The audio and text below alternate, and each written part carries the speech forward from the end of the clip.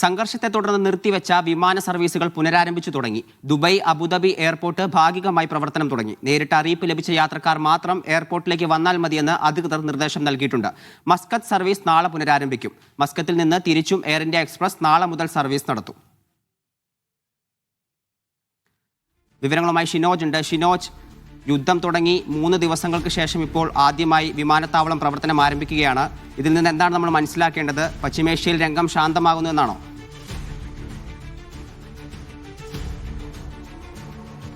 അങ്ങനെ തന്നെയാണ് മനസ്സിലാക്കേണ്ടത്. കാരണം ഭാഗികമായാണ് ഇപ്പോൾ പ്രധാന വിമാനത്താവളങ്ങളെല്ലാം പ്രവർത്തനം പുനരാരംഭിക്കുന്നത്. ദുബൈ, അബുദാബി വിമാനത്താവളങ്ങൾക്ക് പുറമെ അല്പം മുമ്പ് ഷാർജ അന്താരാഷ്ട്ര വിമാനത്താവളവും ഭാഗികമായി പ്രവർത്തനം പുനരാരംഭിക്കുകയാണ് എന്ന് അറിയിച്ചിട്ടുണ്ട്. എന്നാൽ ഇപ്പോൾ നടത്തുന്ന സർവീസുകൾ ഇപ്പോൾ വിമാനത്താവളങ്ങളിൽ കുടുങ്ങിക്കിടക്കുന്ന യാത്രക്കാരെ എത്തിക്കാനുള്ളതാണ്. ഒരു റിപ്പാട്രിയേഷണൽ സർവീസാണ് എന്നാണ് അറിയിച്ചിട്ടുള്ളത്. അതേസമയം വാണിജ്യാടിസ്ഥാനത്തിലുള്ള സർവീസ് ഇപ്പോഴും പല വിമാന കമ്പനികളും ആരംഭിച്ചിട്ടില്ല. ഇത്തിഹാദ് വിമാന കമ്പനി അറിയിച്ചിട്ടുള്ളത് മാർച്ച് 4 ഉച്ചയ്ക്ക് 2 വരെ അവരുടെ വാണിജ്യ സർവീസ് ഉണ്ടാവില്ല എന്നാണ് അറിയിച്ചിട്ടുള്ളത്. ഇനിയൊരു അറിയിപ്പുണ്ടാകുന്നതൊരു വാണിജ്യ സർവീസ് ഉണ്ടാകില്ല എന്ന് എമിറേറ്റ്സ് വിമാന കമ്പനിയും അറിയിച്ചിട്ടുണ്ട്. അതേസമയം നാളെ എയർ ഇന്ത്യ എക്സ്പ്രസ് നാട്ടിൽ നിന്ന് മസ്കത്തിലേക്കുള്ള സർവീസ് ആരംഭിക്കുകയാണ്. മസ്കത്തിൽ നിന്ന് തിരിച്ചുമുള്ള സർവീസ് ഉണ്ടായിരിക്കും. എന്നാൽ മറ്റ് രാജ്യങ്ങളിലേക്ക്, അതായത് ഒമാൻ തലസ്ഥാനമായ മസ്കത്തിലേക്ക് മാത്രമാണ് നാളെ സർവീസ് ആരംഭിക്കുന്നത്. മറ്റ് ഗൾഫ് രാജ്യങ്ങളിലേക്കുള്ള സർവീസ് നാളെ അർദ്ധരാത്രി വരെ ഉണ്ടാവില്ല എന്നും ഈ എയർ ഇന്ത്യ എക്സ്പ്രസ് അറിയിച്ചിട്ടുണ്ട്. പല വിമാനങ്ങൾ ഇപ്പോൾ അബുദാബി വിമാനത്താവളത്തിൽ നിന്ന് കുടുങ്ങിക്കിടക്കുന്ന യാത്രക്കാരുമായി പുറപ്പെട്ടിട്ടുണ്ട്. അതിൽ ഒരു വിമാനം ഡൽഹിയിലേക്കാണ്, മറ്റൊന്ന് കൊച്ചിയിലേക്കാണ്, മറ്റൊന്ന് മുംബൈയിലേക്കാണ് പുറപ്പെട്ടിട്ടുള്ളത്. ഡൽഹിയിലേക്ക് പുറപ്പെട്ട വിമാനം അല്പം മുമ്പ് ലാൻഡ് ചെയ്തതായിട്ടാണ് വിവരമുള്ളത്.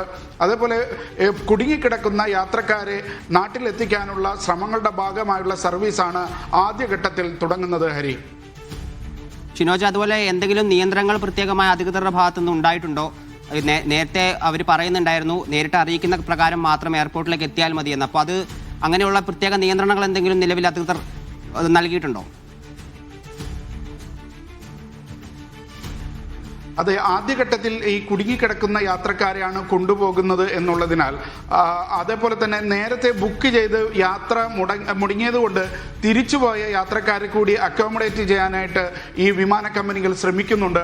അതുകൊണ്ട് തന്നെ വിമാന കമ്പനിയിൽ നിന്നോ എയർപോർട്ടിൽ നിന്നോ ഏതെങ്കിലും തരത്തിലുള്ള അറിയിപ്പ് ലഭിച്ച യാത്രക്കാർ മാത്രം വിമാനത്താവളത്തിലേക്ക് പുറപ്പെട്ടാൽ മതി എന്നാണ് ഇപ്പോൾ എയർപോർട്ട് അധികൃതർ അറിയിച്ചിട്ടുള്ളത്. ഇക്കാര്യം എമിറേറ്റ്സ് വിമാന കമ്പനിയും അറിയിച്ചിട്ടുണ്ട്.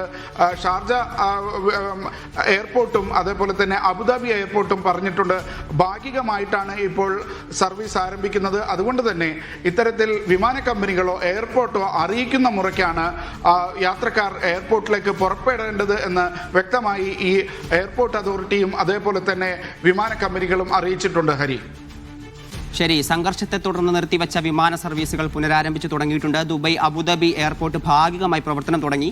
നേരിട്ട് അറിയിപ്പ് ലഭിച്ച യാത്രക്കാർ മാത്രം എയർപോർട്ടിലേക്ക് വന്നാൽ മതിയെന്നാണ് അധികൃതരുടെ നിർദ്ദേശം.